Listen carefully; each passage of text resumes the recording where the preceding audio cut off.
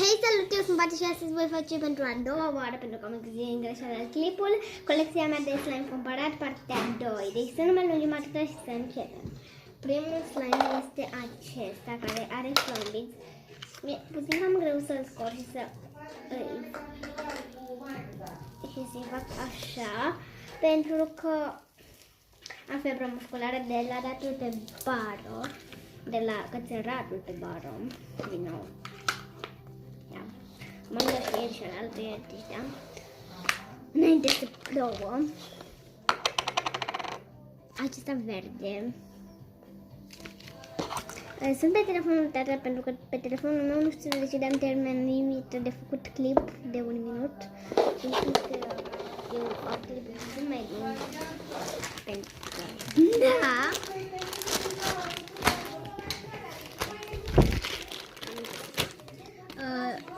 Acesta care e mofi îmi place destul de mult.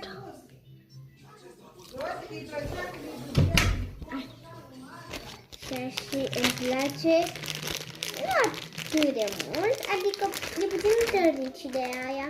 Deci pe telefonul al tata nu pot să pun pauză. Ok, ciudat. Deci o să trebuiască, și da, dacă îmi scrieți în comentarii, da, o să trebuiască să vedeți asta. Ce fac eu aici și cum mai enervez. Mă rog. Așa, închis. După acestea două care pe bune s-au lipit. Pe bune.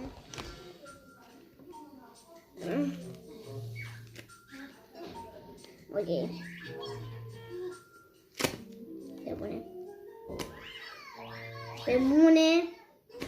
Da, o să trebuiască să vedeți cum plâng. S-a lipit.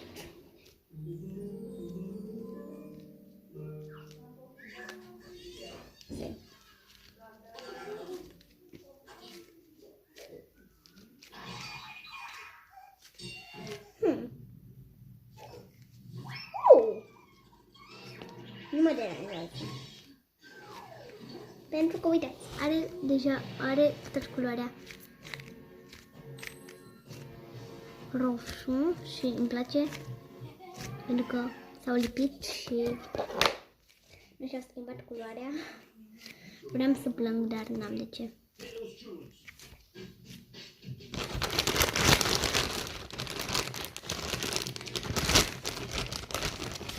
Nu știu de ce m-am speriat atât de tare, pentru că, după cum vedeți, bine, mă deranjează puțin pentru că, da, mă deranjează, dar n-are de ce, pentru că s-a lipit puțin. Bine, hai să nu facem la mișto, deci s-a lipit mai mult.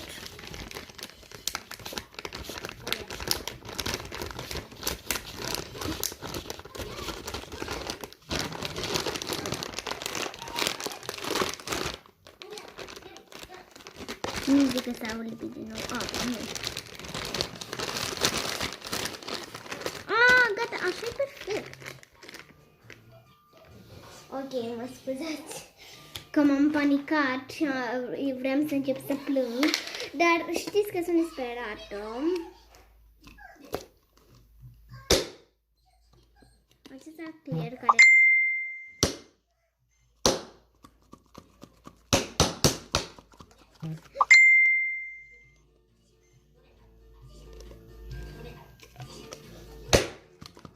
Pe bune. Mă rog. Acesta care e clear. Însă m-am jucat ieri cu el pentru că nu știam că o să fac astăzi colecția mea de slime cumpărat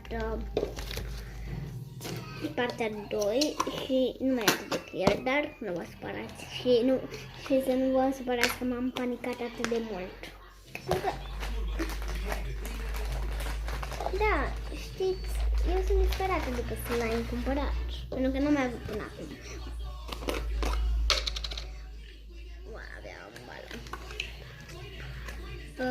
Bine, adică am mai avut alea de la munte, da.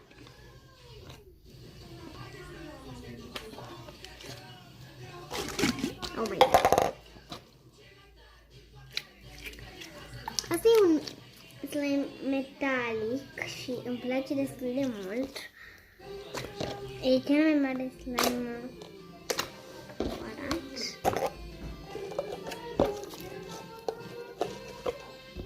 Ok.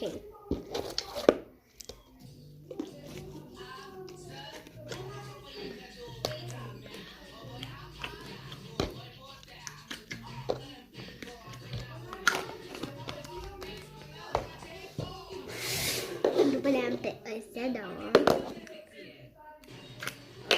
Asta e tot din ăla ca un fel de clay, numai că nu e în pungă, ci în... E puțin întreagă partea asta, dar nu contează.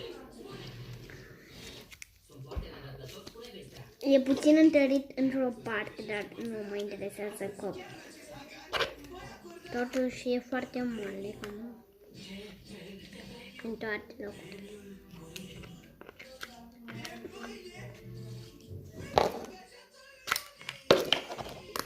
Acesta roșu, care de asemenea îmi place super mult, deoarece e moale, super moale.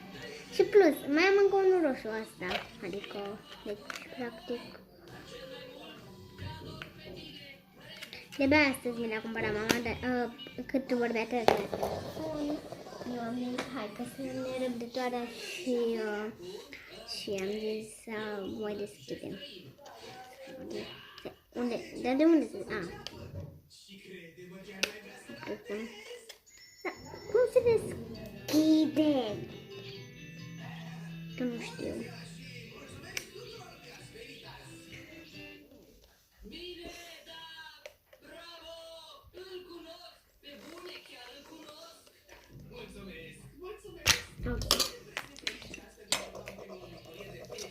Acesta care îmi place foarte mult că e metalic.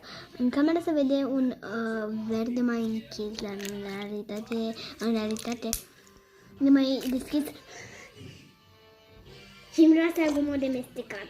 Deci nu vine să cred, nu știu de ce miroase acum de mestecat, dar nu vine să cred.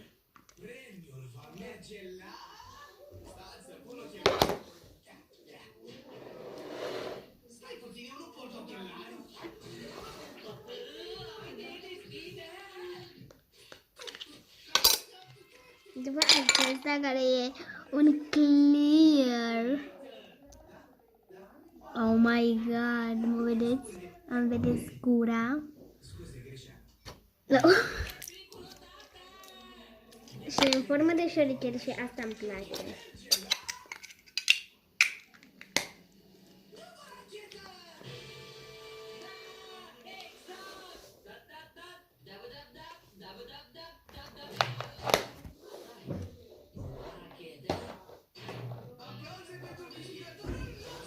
Și mai am astea două care sunt ultimele. Oh my god, cât de cute e!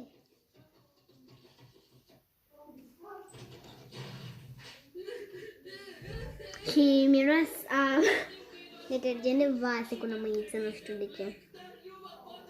Și sunt foarte clear.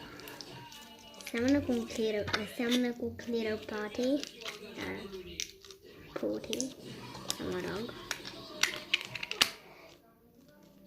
După e acesta care de asemenea e super drăguț.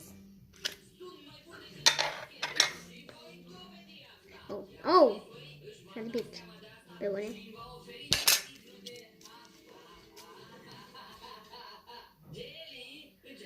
Și are și sclipici, nu știu dacă vedeți. Ba da, se vede aici.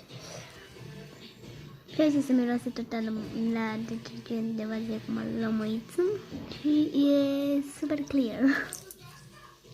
Ok, deci dacă v-a plăcut acest videoclip, nu uitați să-i dați un like, un subscribe și să apăsați pe clopoțel ca să primiți o notificare când postez videoclipuri noi cu slime sau cu orice.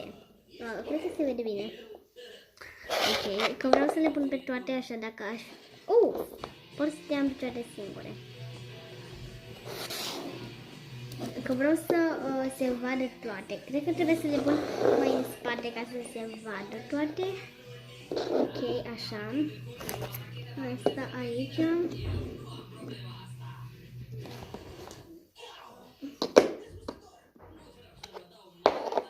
Așa. Punem aici șoricelul înfășurat aici, așa cum aici. Și aici, așa. Mă rog. Din nou.